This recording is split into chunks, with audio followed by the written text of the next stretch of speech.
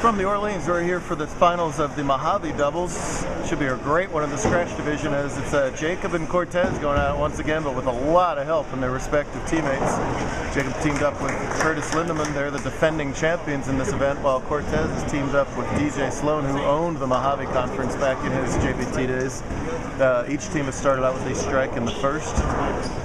So, looks to be a good one here in scratch. It's the handicap semifinal over to the right. We say any age, any average. Little two-hander Sabrina Reyes teamed up with brother RJ Reyes.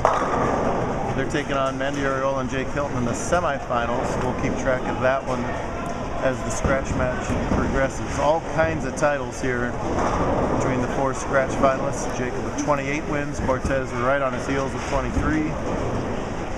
Curtis has 6 titles in his career, and DJ won 8 titles, including 3 Mojave Invitationals in his JBT career.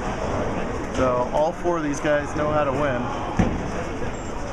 They're each combining to form one team game, so Lindeman's going to be doing all the even-numbered frames for his team, and Schenck will be doing all the even-numbered frames for his team. Mandy and Jake can wrap up this game with some marks. However, that's not going to be an easy spare for Mandy. The familiar form of Cortez, having yet another Bowler of the Year type campaign. Throwing Ebonite equipment too, I might add. Yay! Exciting. Shreds the rack. We built on Audubon today. Very, very slick lane condition. 42 feet, very high volume. It's one of those block conditions where it's flat within a 5-board segment.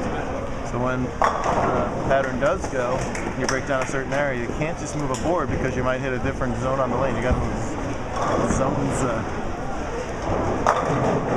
And Sloan, as he did so many times back in his career, shreds that rack.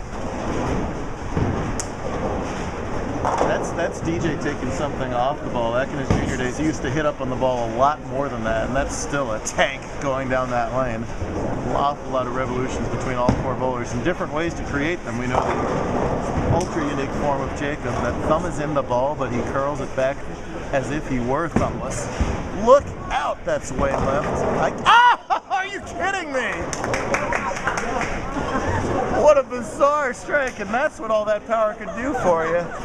That was a 3 count for most of the day. Somehow he got that back to the head pin. That should have been a 3-7-9. Instead, he gets a most bizarre carry there to strike for his team. We'll see if that can kickstart them. Wow. Cut was minus in both divisions today, so not very high scoring as you'd expect on Audubon. Minus 16 and minus 23 were the 2 cuts today. Curtis generates a lot of his rotation through a very, very high backswing, one of the highest on tour. And even that's a little lowered from his heyday of backswing, and he saws the rack. My goodness. 4 powerful bowlers put on a show here so far. And over in Handicap, Jake and Mandy have won that match. 186 is going to be enough.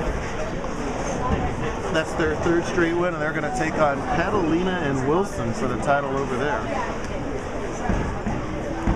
That'll be a pretty good storyline if Mandy and Jake played each other for the singles title in California a couple weeks ago. But a good run for RJ and Sabrina nonetheless. Meanwhile, Schenck struck over there to make it 4 in a row to open up for his team. Fast action, as tends to be the case in Baker.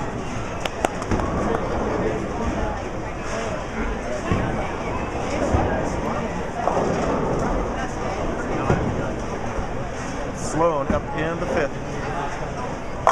Okay, 10 in the 5th. These guys were the runaway leaders today. Cortez and DJ led every round. They started with 5-11 their first 2 games. Their first game, they're Cortez 265 and DJ 246, and never looked back, ending up qualifying first at plus 566. My goodness.